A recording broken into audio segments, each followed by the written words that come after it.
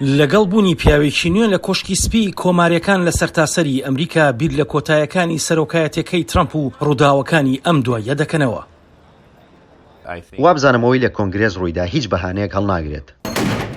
بە دووری 65 کیلۆمەتر لەو شوێنەی خۆپشاندەران لە 6 مانگی یەکدا هێرشیان کرد بۆ سەر بینای کۆنگرێسی ئەمریکا لە شاری های مارکێتی ڤێرجینیا لە ماڵی کۆچبەرێکی جامایکایی کریس مۆریسین کە دەنگی بە دۆناڵد ترامپی سەرۆکی پێشووداوە.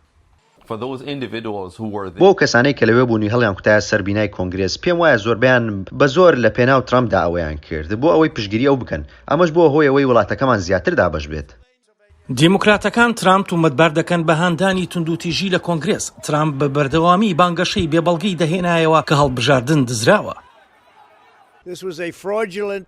ئەم هەڵبژاردنە ساختەکاری بوو، بەڵام ئێمە ناتوانین ببینێ دەستە کاڵای ئەو جۆرە خەڵکە، دەبێت ئاشتیمان هەبێت. مۆریس هاوڕایە لەگەڵ ئەو ژمارە کەمەی ئەو یاسادانەرە کۆماریانەی کە لە دژی ترامپ دەنگیان داوە بۆ لێپێچینەوە لەسەر ترامپ.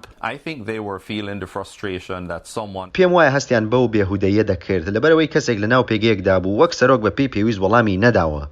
مامۆستای قوتابخانە کە کۆماریە ئارۆن سێوێل لە ویلایەتی ئایاوا دەژی کە کەوتۆتە ناوەڕاستی ڕۆژاوای ئەمریکاوە. دەنگی بە ترامپدا ڕەخنە لە خودی لایەنگرانی ترامپ دەگرێت لەبەرەوەی هێرشیان کرد بۆ سەر بینای کۆنگرێس. لەو بڕوایەدا بووم کە ترامپ زۆر بەلاوازی وەڵامیدایەوە. بێهودەییەکەیان بەسەریاندا زاڵ بوو، وەک ئەوە وایە کە تووڕە بیت و تووشی بیت یان جوان بیر لە شتەکان نەکەیتەوە. لە ڕاستیدا لەو باوەڕەدام زۆر لەوە بەدکارانەتر بوو. دیبۆرا تیلگەر لایەنگری ترامپە و کێڵگەیەک لە ویلایەتی واشنگتن بڕێوە دەبات. وابزانم بۆیە ئەوەیان کرد بۆ ئەوەی بەخراپی ئەو نیشان بدەن. لەو باوەڕەدام لەلایەن دیموکراتەکانەوە پلانی بۆ داڕێژرا بوو.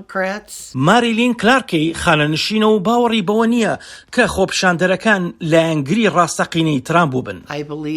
لەو باوەڕەدام کە لەوێ هەندێک توندڕەو هەبوو بێت ئێمە لە ژینگەیەکی جەمسەرگیریداین.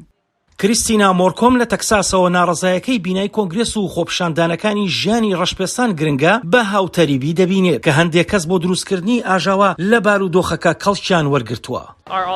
هەموو ئەو کەسانی لایەنگرانی ترامپ بوون یان وەک لایەنگرانی ترامپ جنیان لەبەرکردبوو بۆ ئەوەی کۆماریەکان خراپ دەرکەون. وابزانم هەموو بژاردەکان لەبەردەستان بەهۆی ئەو جیهانەی کە ئێستا تێیدا دەژین.